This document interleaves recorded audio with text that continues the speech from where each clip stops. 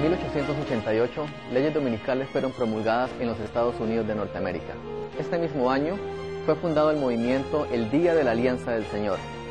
Creemos que al iniciar el siglo XXI reaparecerá no solamente este movimiento, sino muchos otros más en los Estados Unidos. El mundo seguirá su ejemplo y leyes dominicales serán promulgadas, preparando así entonces el camino para el pronto regreso de nuestro Señor Jesucristo a esta tierra.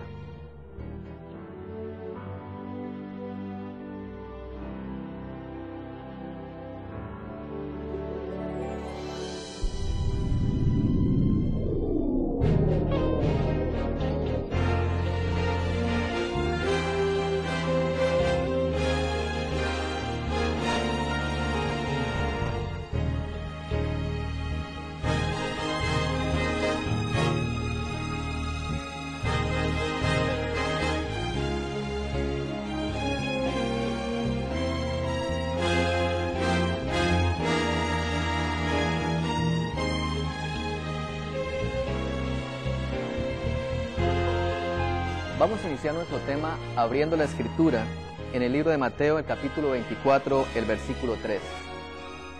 Y estando él sentado en el monte de los olivos, los discípulos se le acercaron aparte diciendo: Dinos, ¿cuándo serán estas cosas y qué señal habrá de tu venida y del fin del siglo? Versículo 14.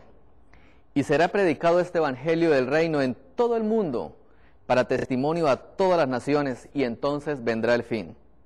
Por tanto, cuando veáis en el lugar santo la abominación desoladora de la que habló el profeta Daniel, el que le entienda, entonces los que estén en Judea huyan a los montes.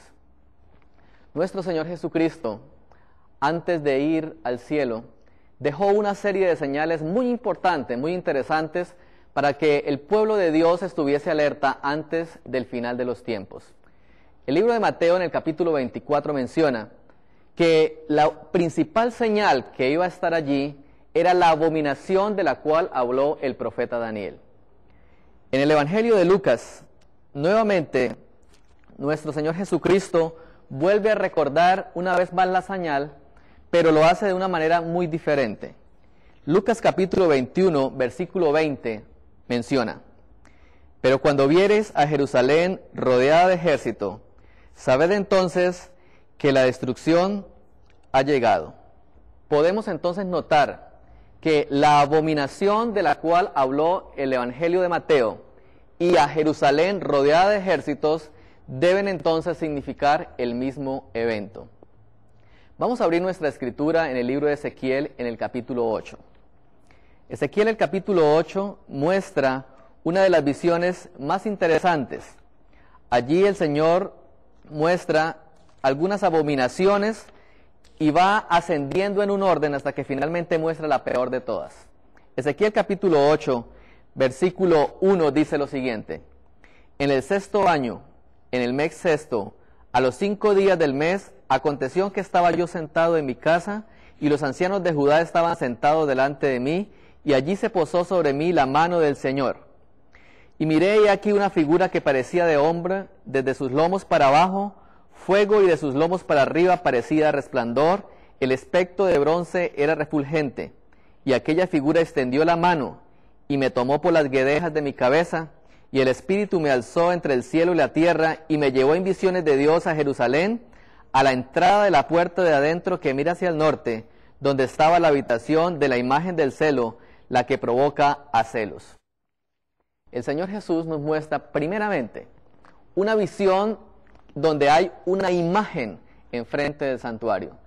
A medida que vayamos estudiando el capítulo 8 del libro de Ezequiel, vamos a notar que cada vez más el Señor evita que el pueblo de Dios caiga en una serie de abominaciones, pero cada una de ellas es peor para Dios.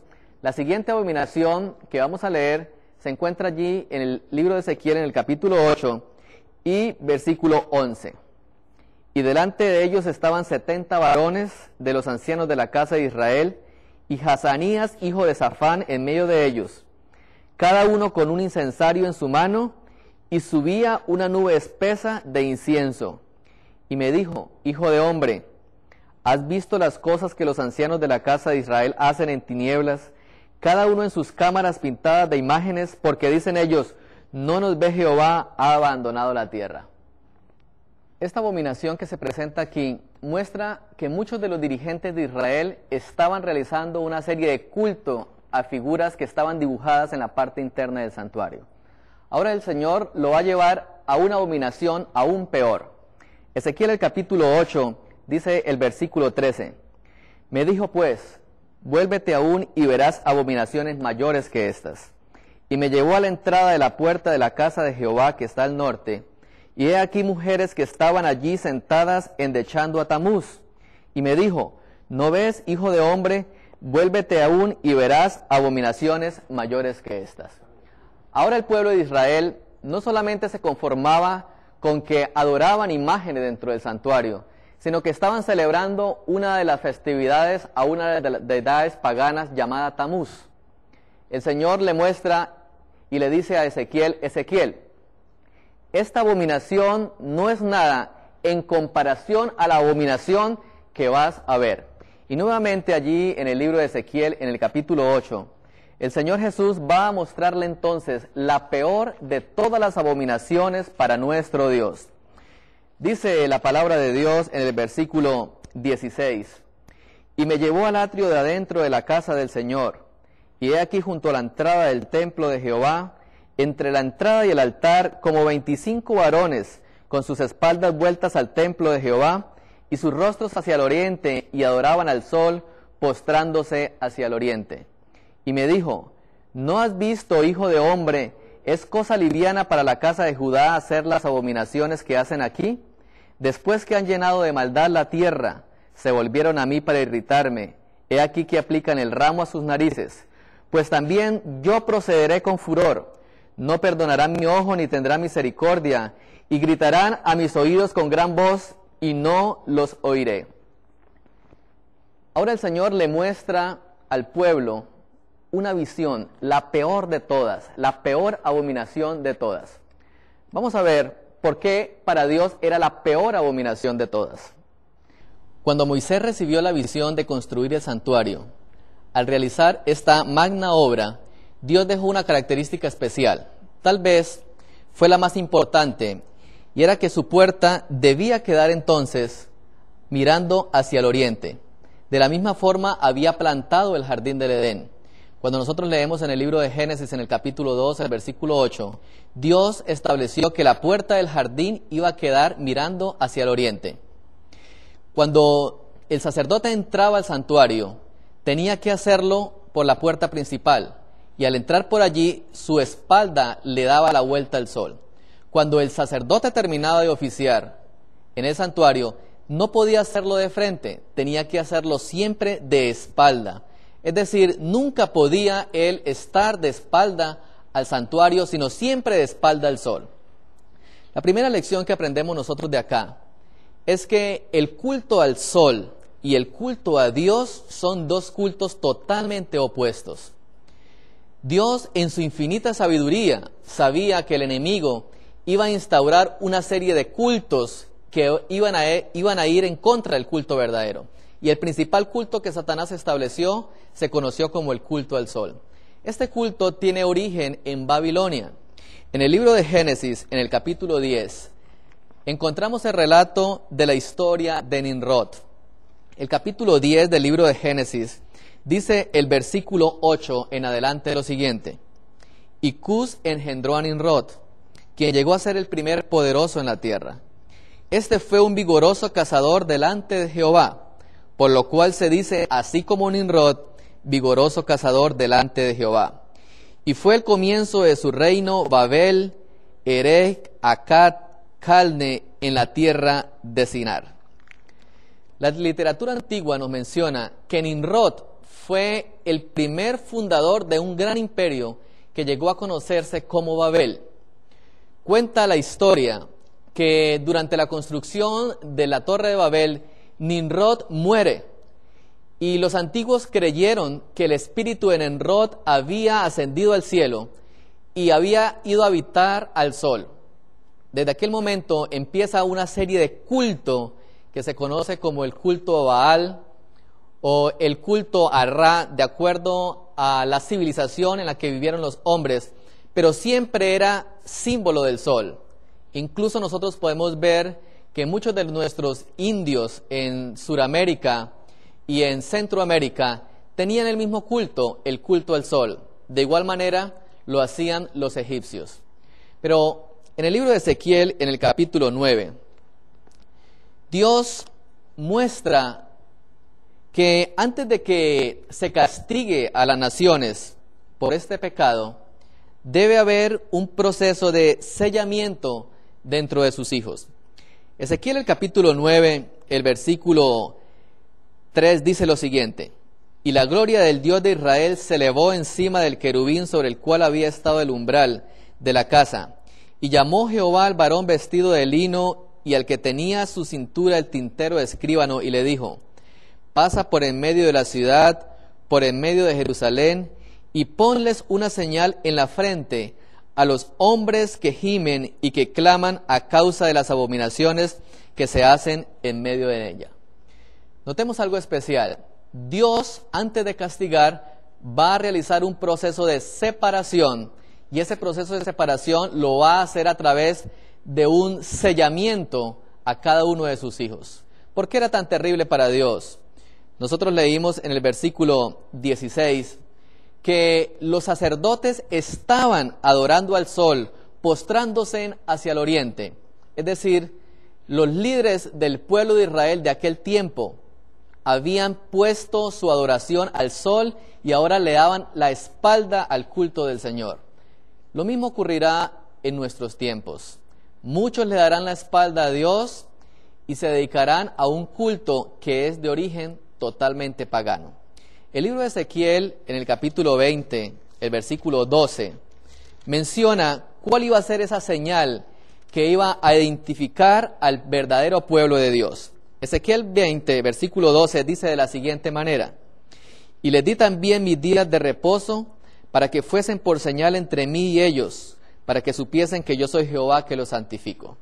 Y el versículo 20 de este mismo capítulo vuelve a enfatizar de la siguiente forma: santificad mis días de reposo, y sean por señal entre mí y vosotros, para que sepáis que yo soy Jehová que los santifico. Cuando nuestro Señor Jesucristo dio el Sermón del Monte, en Mateo el capítulo 24, le dio una advertencia que iba a ir a través de los siglos para aquellos que habitaran en los últimos días de la historia de la humanidad. Le dijo: cuando veáis la abominación de la cual habló el profeta Daniel. Ahora, ¿a qué abominación se refería nuestro Señor Jesucristo en aquel tiempo?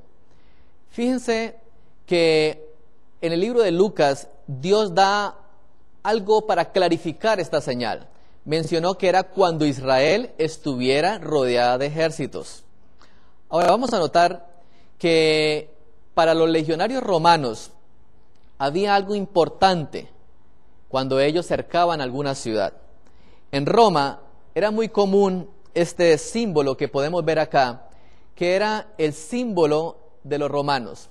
Este símbolo era el símbolo del dios Mitra. El mitraísmo había sido en aquel tiempo para Roma la principal adoración. El dios Mitra era también conocido como el dios Sol y tiene algunas características muy similares con el cristianismo. Veamos algunas de ellas. Mitra fue adorado también por pastores tras su nacimiento. Mitra recibía también algunos apelativos como el de la verdad, el buen pastor y la luz. Mitra nació el 25 de diciembre. Mitra representaba la adoración del dios Sol. Cuando los romanos llegaron a rodear a Jerusalén, lo primero que hacían era clavar el estandarte de Mitra y dedicar esa ciudad a su dios, es decir, al dios Sol. Por eso cuando Jerusalén fue rodeada de ejércitos en el año 70, era una abominación de que la nación que Dios había escogido para ser su seguidora, ahora era dedicada por un imperio pagano en honor a un dios pagano como era el dios Sol. Por eso Jesús nos menciona entonces que era una abominación terrible para ellos. Hay algo interesante cuando nosotros vemos los símbolos. Notemos acá que hoy en día también existe una nación que tiene un símbolo muy similar a como era el símbolo de los legionarios romanos. Un águila, una corona en su cabeza, y esta imagen también representa los principios que guiaron a la fundación de América cuando los padres peregrinos fundaron esta nación. Ahora, no es coincidencia que se utilizaran los mismos símbolos para representar la nación que iba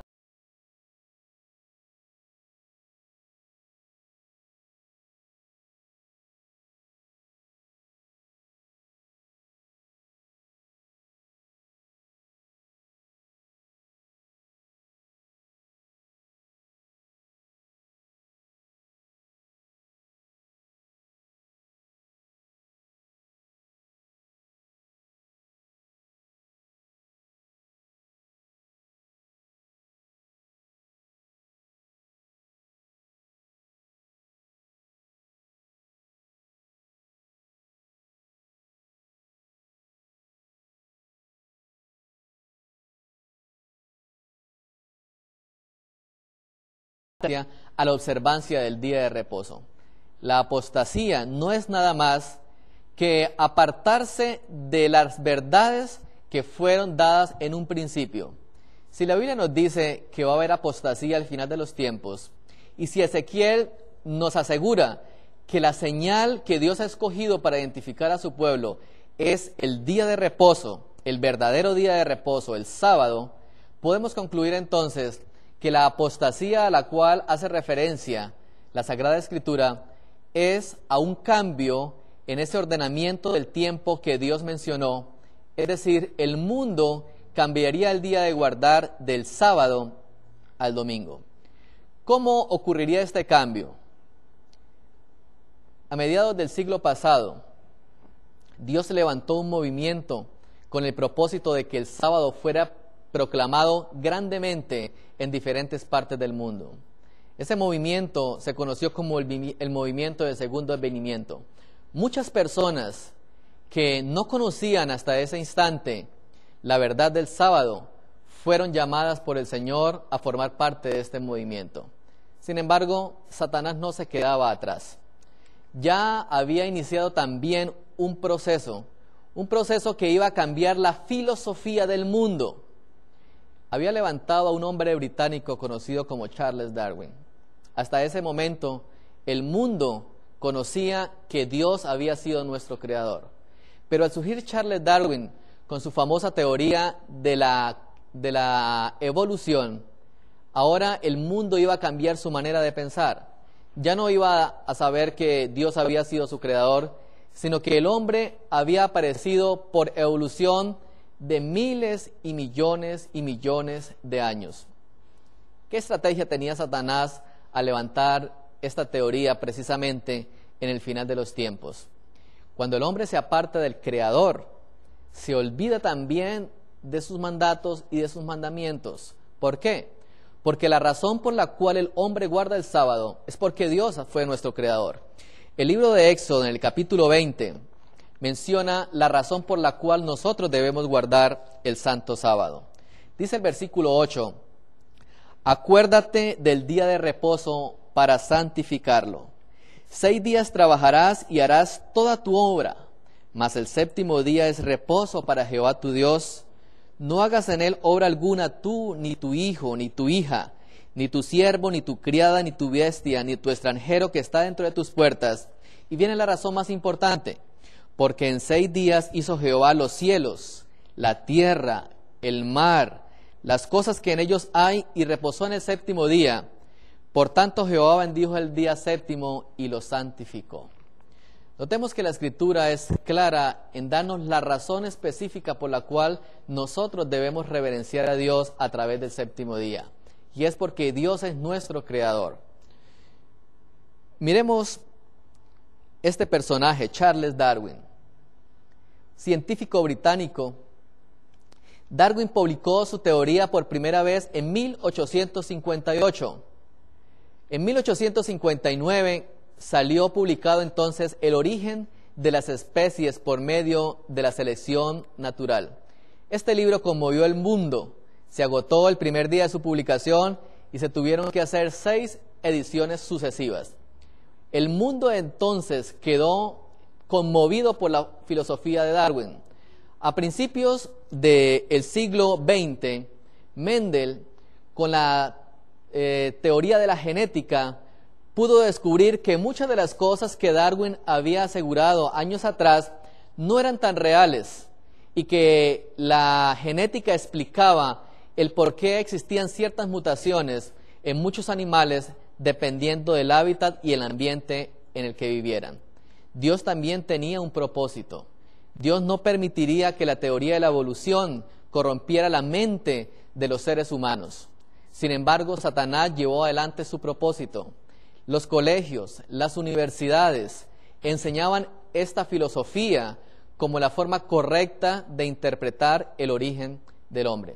Pero Dios tenía un propósito, y el propósito seguiría adelante pese a que Satanás iba también llevando el hilo de esta filosofía al mundo entero.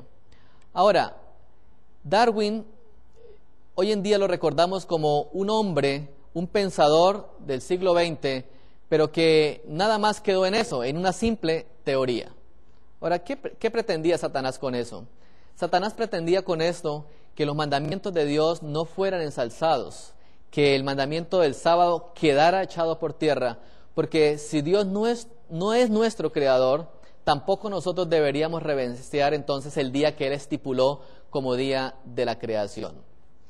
Vamos a realizar una especie de línea de tiempo en lo que ha ocurrido en el siglo pasado y el comienzo de este nuevo siglo, para que nosotros veamos cómo ha avanzado la ley dominical.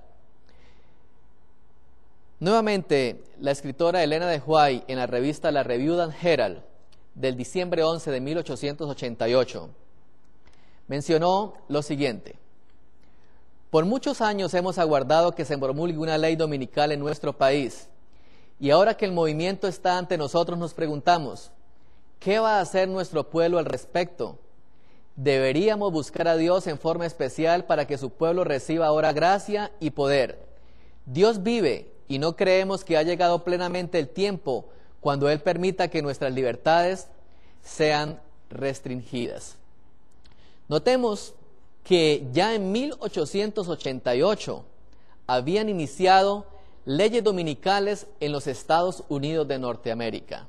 El movimiento iba a empezar poco a poco a esparcirse por toda la nación. Sin embargo, cuando estudiamos lo que ocurrió después de este año, vemos que el movimiento poco a poco fue silenciándose. Aparentemente, durante el siglo XX, nada ocurrió que nos amonestara a nosotros de que las leyes dominicales volverían a aparecer. Solamente lo vemos a través de la aparición hace unos años del movimiento del Día de la Alianza del Señor. El movimiento del Día de la Alianza del Señor también fue iniciado en el año de 1888. 6 de las más grandes representaciones protestantes de los Estados Unidos en Washington se reunieron en el año de 1888 con el fin de fundar un movimiento que en aquel tiempo se conoció como la Unión Americana del Sábado. Posteriormente, este movimiento tomó el nombre del movimiento del Día de la Alianza del Señor. Fíjense que eso ocurrió en el año de 1888. Pasaron cerca de 100 años y nada acerca del domingo parecía mostrarnos que pronto vendría.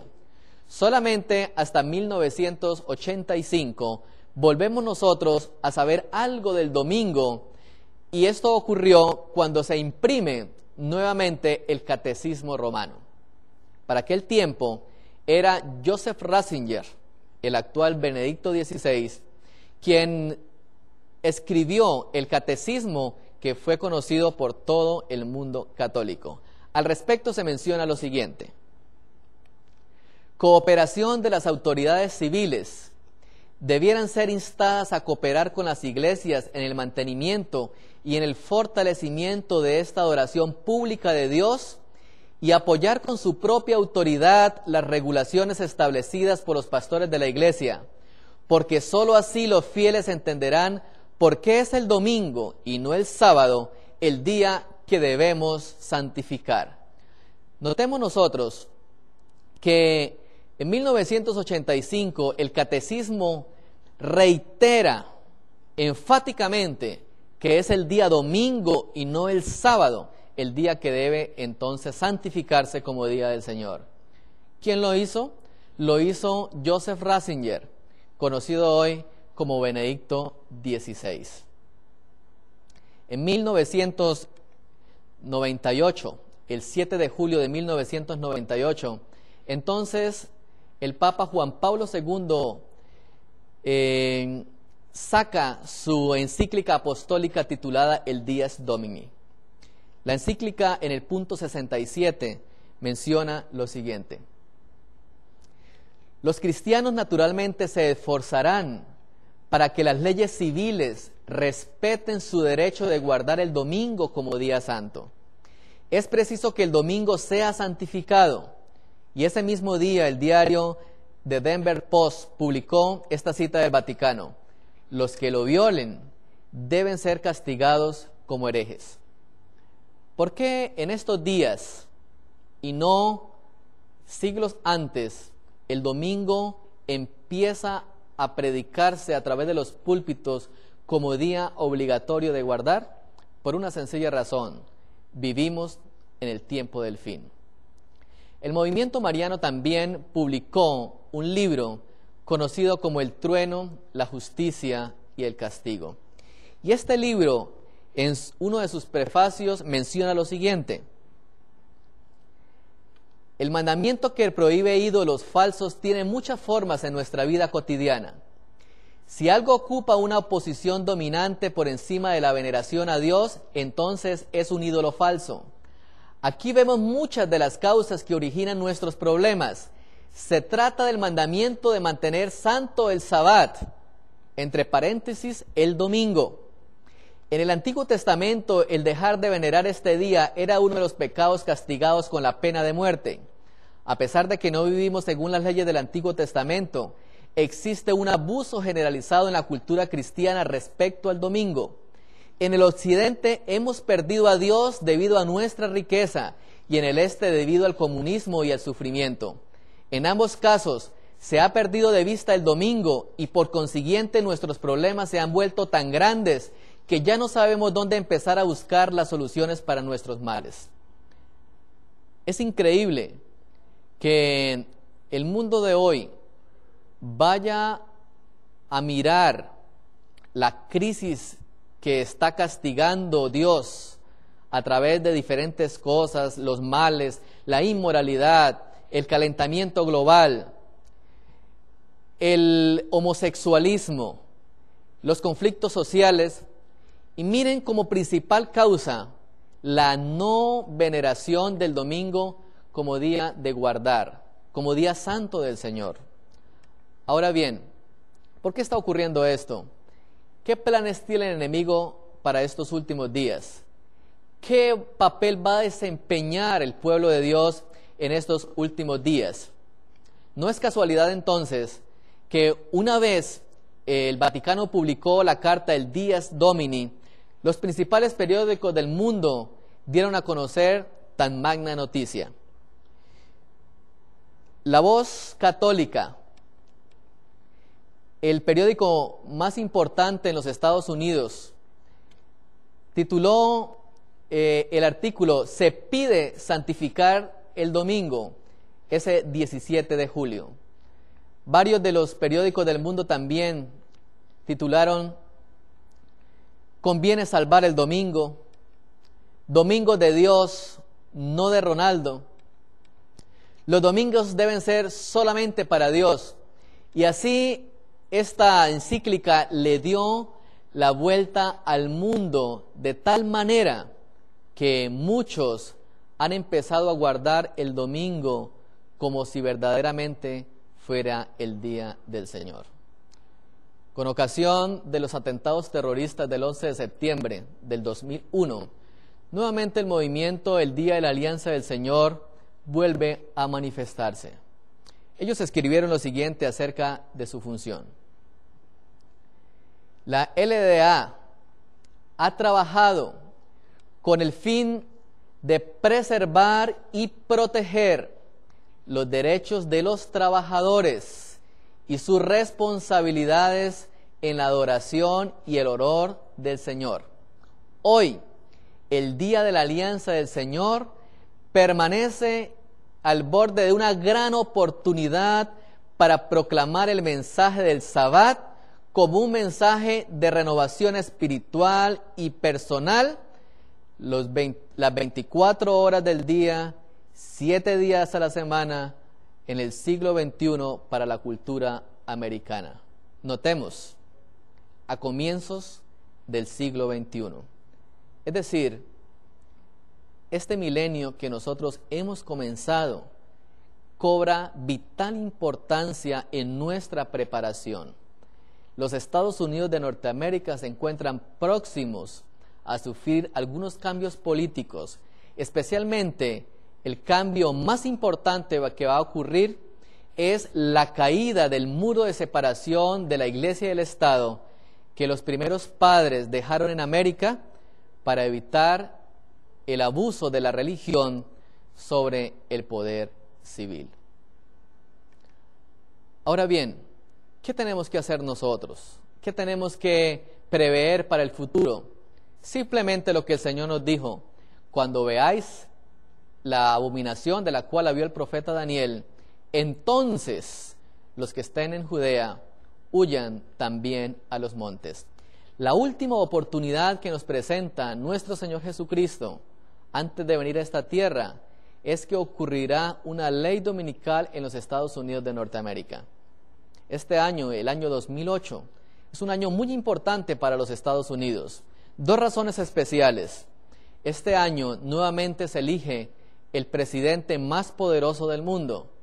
Y este año, en abril, está programada la visita de Benedicto XVI a los Estados Unidos de Norteamérica. Elena de White menciona nuevamente en uno de sus libros, El conflicto de los siglos, lo siguiente: en los movimientos que se ven actualmente en los Estados Unidos de Norteamérica, para asegurar el apoyo del Estado a las instituciones y prácticas de la Iglesia, los protestantes están siguiendo las huellas de los papistas. Más aún, están abriendo la puerta para que el papado recobre en la América protestante la supremacía que perdió en el viejo mundo. Notemos, los Estados Unidos abrirán sus puertas para que sea el papado quien retome el poder que había perdido en el viejo mundo. Cuando esto ocurre en los Estados Unidos de Norteamérica, el mundo va a seguir su ejemplo. Hoy pareciera algo inverosímil que esto ocurra, pero vamos a leer qué está empezando a suceder en algunos países del mundo. En Joyas de los Testimonios, el tomo 2, nuevamente, Elena de White menciona lo siguiente: los que están haciendo un esfuerzo para cambiar la Constitución y obtener una ley que imponga la observancia del domingo, no se dan cuenta de lo que será el resultado. Una crisis está por sobrecogernos. Y en la Review and Herald de diciembre 11 de 1888 también se mencionó: el movimiento dominical está avanzando en la oscuridad. Los líderes encubren el verdadero problema y muchos que se unen al movimiento no ven hacia dónde tiende la corriente oculta. No ven hacia dónde tiende la corriente oculta. El 7 de mayo del 2006 ocurrió un hecho muy importante en los Estados Unidos de Norteamérica. Surgió un movimiento conocido como The Ten Commandments Day, el Día de los 10 Mandamientos. Y hay algunas cosas interesantes acerca de esta comisión. Esta es como la presentación de este movimiento. Empezaron mayo 7 del 2006. Inicialmente querían lanzar su proyecto en febrero, pero decidieron finalmente que no iba a ser en febrero, que iba a realizarse en mayo 7. Y hay una razón muy interesante. Si nosotros cogemos el calendario del año 2006 y ubicamos el 7 de mayo, en ese año, ese día era domingo y era el día 7. Es decir, hay un mensaje que se está mandando solamente con el cambio de fecha. ¿Cuál era el propósito de esta comisión de los 10 mandamientos? Dicen ellos: nosotros proclamamos el día de los 10 mandamientos como un día para ser dedicado a la adoración y a la conmemoración y a la celebración del Decálogo, el cual todos nosotros conocemos que es una fundación divina en nuestra fe judeo-cristiana. Vean algo interesante. Es decir, los Estados Unidos de Norteamérica, los protestantes de los Estados Unidos de Norteamérica, empiezan a elevar los mandamientos de Dios en estos últimos días. Y miren la invitación que hacen. Sigue diciendo el documento: nosotros hacemos un llamado a las comunidades y a los líderes espirituales, a las iglesias, a las sinagogas, a las comunidades, a los ministros y a las organizaciones y a todos aquellos que le conciernan los valores morales, para que celebren el día de los 10 mandamientos con eventos locales y con todo aquello que ellos representen.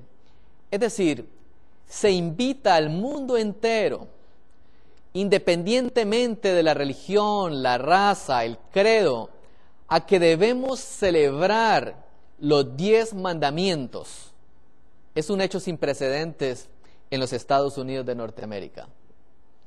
¿Quién fue el fundador de este movimiento? Lo vemos acá. Es Ron Wessler, el presidente de la Comisión de los 10 Mandamientos. Pero ¿saben? Hay algo interesante en que este hombre sea quien esté dirigiendo esta comisión. Este hombre fue educado en Israel.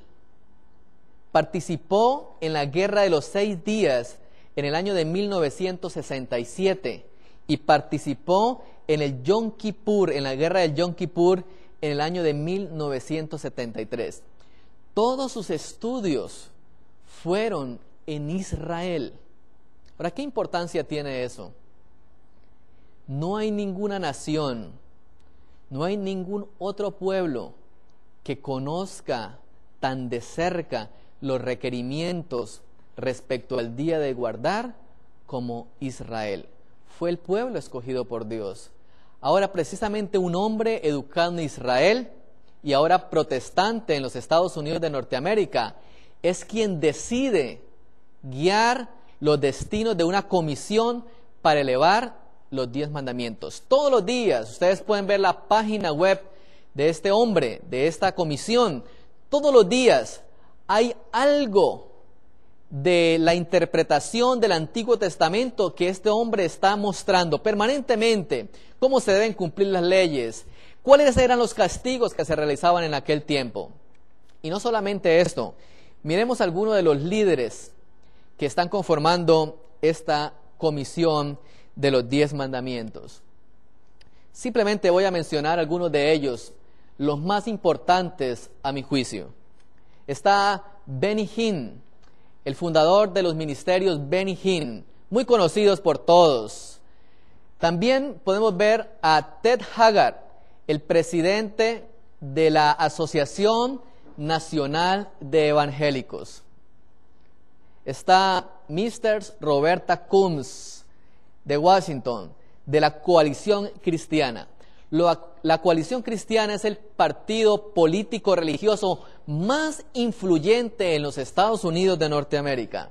Está también el doctor James Kennedy. Y finalmente está Pat Robertson, el reverendo Pat Robertson. Pat Robertson es uno de los predicadores más grandes que tiene hoy el protestantismo. Todos en Norteamérica. Es decir, lo que las iglesias protestantes de los Estados Unidos están haciendo, no lo miden por los resultados, no saben hacia dónde los llevará esta corriente. Probablemente sus principios sean buenos. Exaltar la ley de Dios, querer volver a la prosperidad temporal, pero no sabemos hacia dónde va a llevar la corriente. Ahora fíjense lo que escribió Pat Robertson en su libro Las 10 ofensas, en la página 104. El sábado original de los hebreos de la Biblia fue el sábado de la semana. Pero a medida que pasó el tiempo, el sábado cristiano fue pasado como un día de oración, apartado como el resto de la semana, llegó a ser el domingo. Y este día fue establecida por las leyes en América. Es decir, él mismo está confirmando que el sábado original de la Biblia es nuestro sábado actual como séptimo día de la semana. Pero cuando pasó el tiempo, ese día fue cambiado y ahora iba a ser el domingo y fue establecido como un día obligatorio de guardar en América. Y fíjense cómo termina el pensamiento de este hombre. En un tiempo no muy lejano, el domingo fue un día muy especial. Y en este mensaje hay algo también muy importante. Si el domingo fue un día muy especial en los Estados Unidos de Norteamérica, y por ser ese día tan especial, los Estados Unidos de Norteamérica llegaron a ser la nación más poderosa del mundo, la decisión que tomarán los Estados Unidos de Norteamérica entonces será que ese día debe llegar a ser nuevamente un día muy especial. Algunos acontecimientos están ocurriendo actualmente en los Estados Unidos de Norteamérica. La Corte Suprema de Justicia pronunció lo siguiente, y fue noticia en varias partes del mundo. Hubo una discusión referente a los monumentos que se exponen en los lugares donde se hace justicia en los Estados Unidos. La noticia decía lo siguiente: por un voto de 5-4, los jueces dictaminaron que el monumento de granito de 6 pies dedicado a los 10 mandamientos puede permanecer en el Capitolio de Texas, ya que es solo uno de los 17 monumentos y 21 símbolos históricos. El público que visita el Capitolio de seguro considerará la parte religiosa de estas tablas como parte del mensaje moral e histórico más amplio de nuestra herencia cultural, afirmó la Corte. Notemos, por un voto de 5-4, los 10 mandamientos pueden seguir siendo exhibidos en los sitios donde se hace justicia en los Estados Unidos de Norteamérica. ¿Por qué ha ocurrido este conflicto? Nuevamente, la noticia menciona: esta decisión refleja nuestra creencia de que los mandamientos han jugado un papel importante en la historia y en la formación de leyes y medidas que hoy nos gobiernan. Por tanto, pueden exhibirse como documentos históricos, pero no deberían exhibirse en una forma que promueva una religión en perjuicio de otras. Vivimos en una sociedad religiosamente pluralista, y mientras que esperamos que los 10 mandamientos estén firmemente exhibidos en el corazón de todos los cristianos, creemos firmemente que no debemos imponer nuestras creencias religiosas en otras personas, dice la declaración. El reverendo Larry Pickens, al respecto de esta controversia, mencionó lo siguiente: en el momento actual, y con el auge que ciertos líderes religiosos tomaron en la participación de las últimas 2 elecciones, se está tratando de empujar políticas que comprometen los principios de la independencia religiosa de los organismos del Estado. Fíjense qué interesante. Se están comprometiendo los principios que impiden que haya una mezcla político-religiosa en los Estados Unidos de Norteamérica. esto apunta a que muy pronto nosotros veremos leyes en los Estados Unidos de Norteamérica que impondrán el domingo como día obligatorio de guardar. James Kennedy dice lo siguiente al respecto: nosotros no observamos la verdad del sábado o del sabbat cuando observamos el sábado semanal. Algunos dicen, ¿fue cambiado el sábado por el domingo? En efecto, el sabbat fue cambiado por Cristo y sus apóstoles. Qué interesante. Ellos mismos aceptan que el verdadero sabbat fue cambiado. Pero no encontramos en la Sagrada Escritura nunca ni un solo texto en donde se mencione que el día fue cambiado del sábado al domingo. Tal vez el testimonio más grande que tenemos hoy en día es el pueblo de Israel. Este pueblo, durante generaciones, ha conservado las verdades sagradas. ¿Recuerdan ustedes cómo se transmiten las cosas de generación en generación? En muchas familias hay recuerdos que la madre transmite a su hija y a su siguiente hija. El vestido de matrimonio, por ejemplo. Y ya las nietecitas con el vestido amarillo, pero ha sido el mismo vestido. Israel hoy en día también ha guardado esas leyes que de hace mucho tiempo sus antepasados guardaron. Y ese sábado que guardaron en la antigüedad, ese mismo sábado ha venido año tras año, siglo tras siglo, manteniéndose como el día de guardar. Pero saben, Satanás también tratará de echar por tierra esta evidencia tan tangible. En mayo 30 del año 2006 se publicó esta noticia: Bruselas. Las principales confesiones religiosas se dan cita hoy en Bruselas, sede de la Unión Europea. Diversos líderes del cristianismo, tanto el católico como el anglicano, evangélico y ortodoxo, del islam, el judaísmo y el budismo, se reunirán hoy con el fin de participar en una conferencia en la que debatirán sobre los valores europeos y el papel de la religión para calmar eventuales tensiones y sobre lo que pueden esperar las distintas confesiones de las diversas instituciones europeas. Ahora, fíjense qué interesante. Las principales confesiones del mundo se están uniendo con propósitos comunes. Al respecto, nuevamente, la señora Elena de White, en el segundo libro de Joyas de los Testimonios, en la página 373, escribió: se repetirá la historia.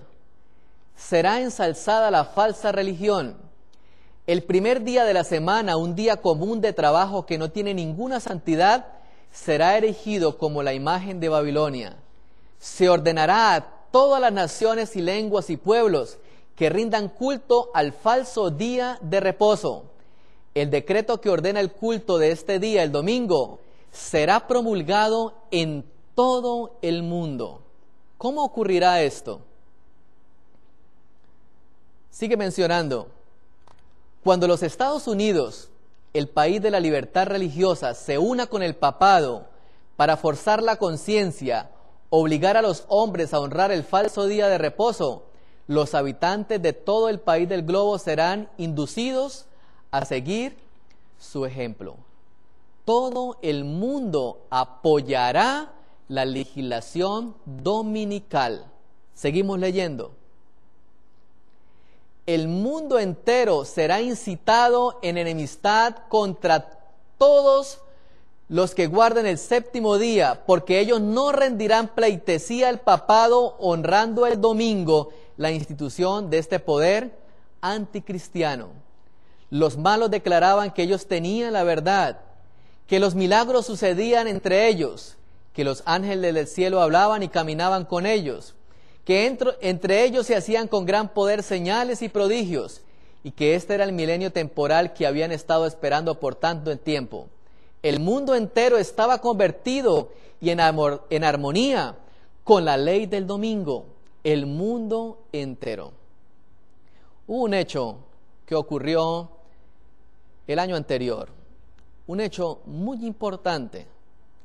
Tal vez muchos no han conocido de este evento, pero en mi concepto es uno de los hechos más relevantes en los acontecimientos proféticos.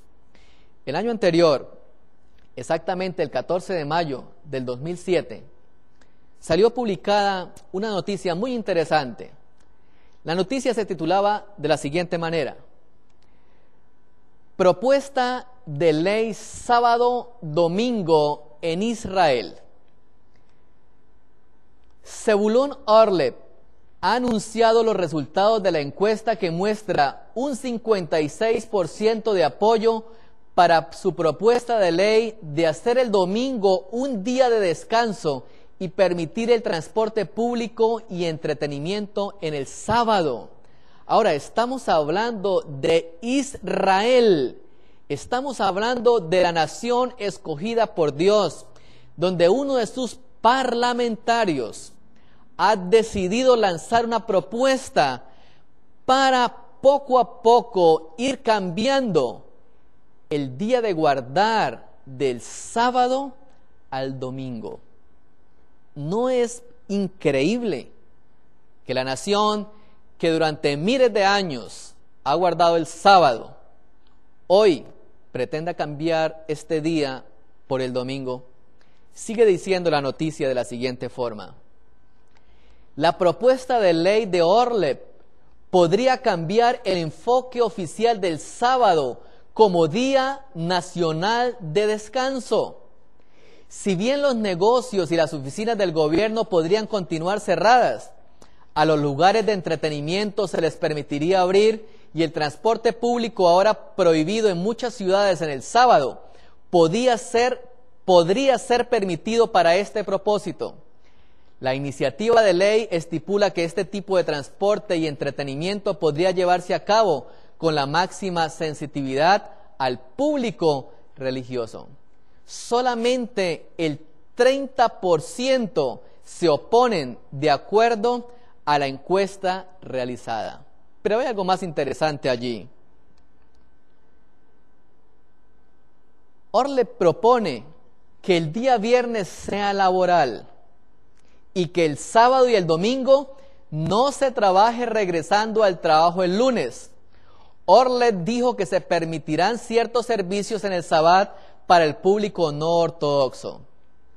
Esto permitirá que todas las familias en Israel tengan un día de descanso real y permitirán que haya un día dedicado al shopping, a los deportes o a cualquier otra cosa, dijo. Los que trabajen el sábado por motivos educacionales, culturales o actividades comerciales podrían tener otro día libre en la semana según la propuesta de Orlev. El líder de Chas, Eli Ishai, acusó la moción de Orlev de promover la violación del Sabbat. Año 2006.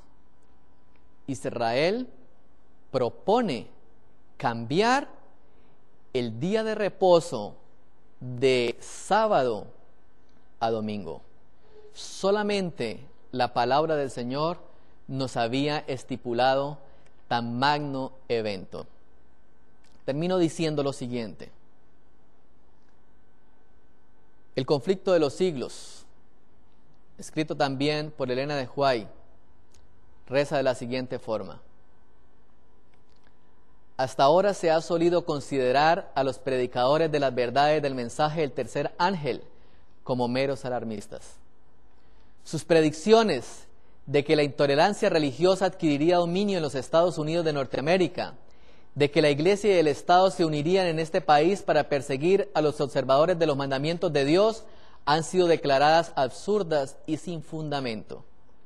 Se ha declarado osadamente que este país no podría jamás dejar de ser lo que ha sido, el defensor de la libertad religiosa. Pero a medida que se va agitando más ampliamente la cuestión de la observancia obligatoria del domingo, se ve acercarse la realización del acontecimiento hasta ahora tenido por inverosímil y el tercer mensaje producirá un efecto que no había podido producir antes. Ahora vemos empezar a cumplirse ese acontecimiento que nadie podía tener como real. Que una ley dominical se pronuncie en el mundo, que una ley dominical se pronuncie en los Estados Unidos de Norteamérica, era poco creíble.